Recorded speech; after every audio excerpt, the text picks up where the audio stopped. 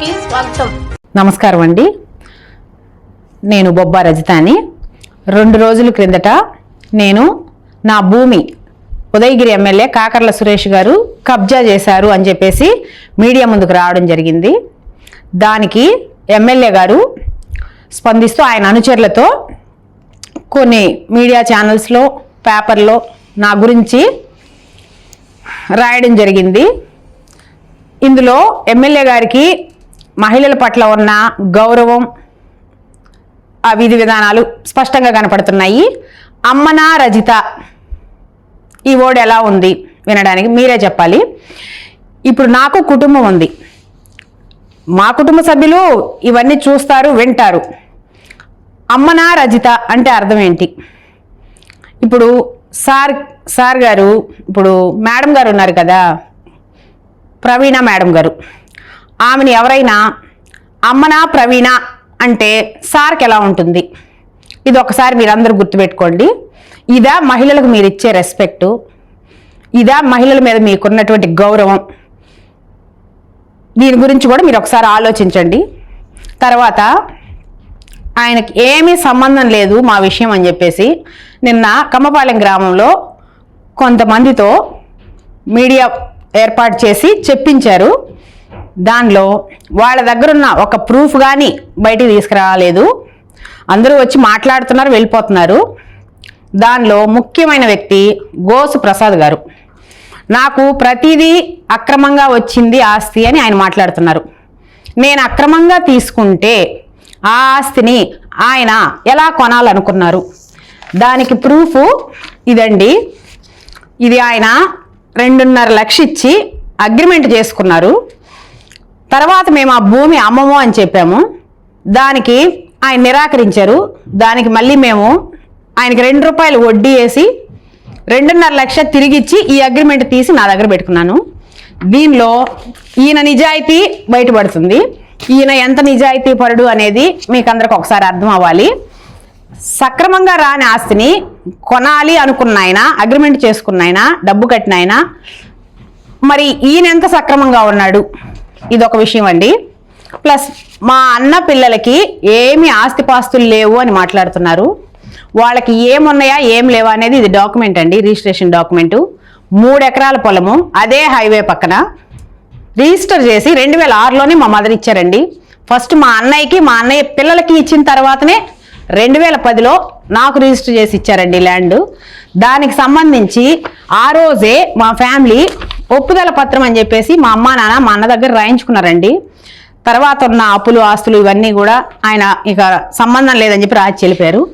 తర్వాత ఆ ఆడపిల్లలకి ఈరోజు ఏమీ లేదు, వాళ్ళు ఎట్లా బ్రతకాలి అంటున్నారు. దానికి సంబంధించి ఇది 1B అడంగులండి, ఆన్లైను 2678 2677 ఖాతా నంబర్లు అండి. ఎవరైనా వెరిఫై చేయొచ్చు ఈ రోజుల్లో.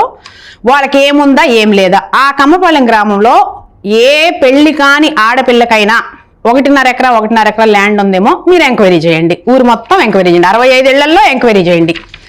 ప్లస్ ఆ విషయానికి వస్తే ఎంఆర్ఓ గారు అసలు వాళ్ళకి ఏమీ లేదమ్మా, అంతా మీ అన్నయ్యకి అసలు ఏమి ఇవ్వలేదు అన్నారు. ఇది దానికి సంబంధించి ఈసీ అండి. దీనిలో కూడా ఎవరు ఇచ్చారు, ఎవరికి ఇచ్చారు అనేది చాలా క్లియర్గా ఉందండి.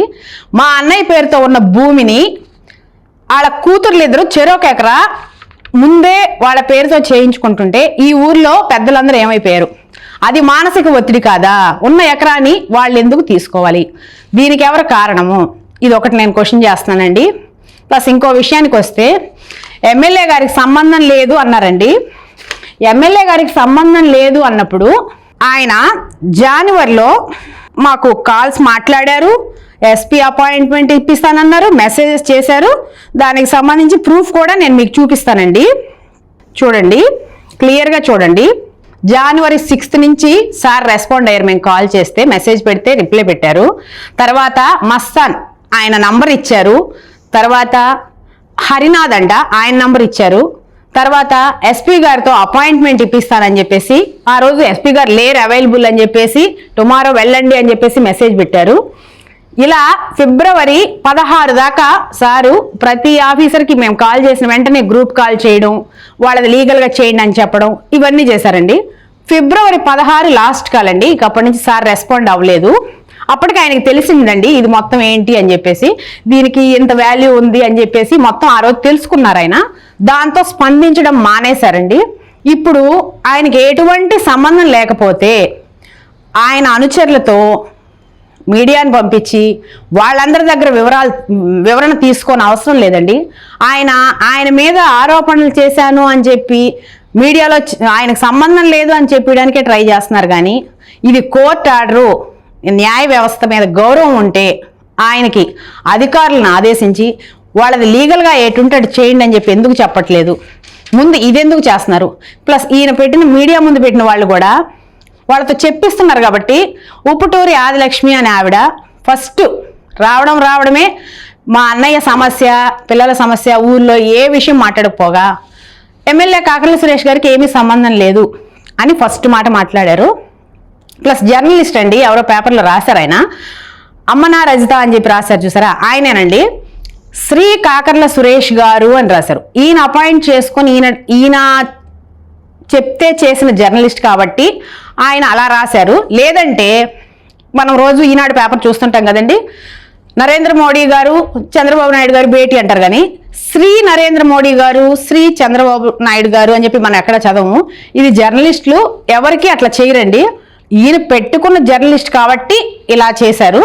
అందుకు ఆయన నా గురించి అలా రాయాల్సి వచ్చింది ఆయనకి. నేను తప్పు చేస్తే నేను తప్పు అని చెప్పి చూపించండి, వాళ్ళ దగ్గర ఏమైనా ప్రూఫ్స్ ఉంటే చూపించండి. ఇంకా న్యాయం చట్టం బతికే ఉన్నాయండి. ఊర్లో 65 ఇళ్ళు ఉన్నాయి, 65 మంది సపోర్టు అంటున్నారు. ఇప్పుడు మా ఇంటి ముందే సీసీ కెమెరా ఉంది. ఒక పర్సన్ ఎవరో వచ్చి బలవంతుడు చంపేస్తాడు, చంపేసిన తర్వాత 65 ఏళ్ళోళ్ళు వచ్చి చంపలేదు అంటే ఈ వీడియో ఫుటేజ్ పనికిరాదండి. అలాంటివైనా ఈ రిజిస్టర్ డాక్యుమెంట్స్ కూడా వీటికి విలువ లేదా? 60 మంది చెప్తే ఇంక ఈ రిజిస్టర్ డాక్యుమెంట్, ఈ కోర్టు ఆర్డర్లు పనిచేయనప్పుడు ఇంక ఈ వ్యవస్థ ఎందుకండి? ఇప్పుడు ఈ కోర్టులు ఇంక అవసరం ఏముంది? దీనికి మీరేం సమాధానం చెప్తారో చెప్పండి.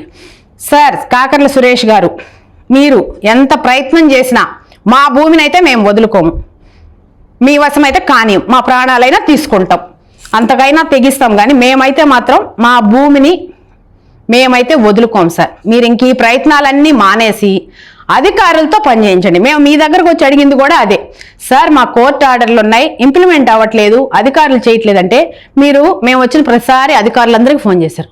అదే మేము ఈరోజు కూడా కోరేది.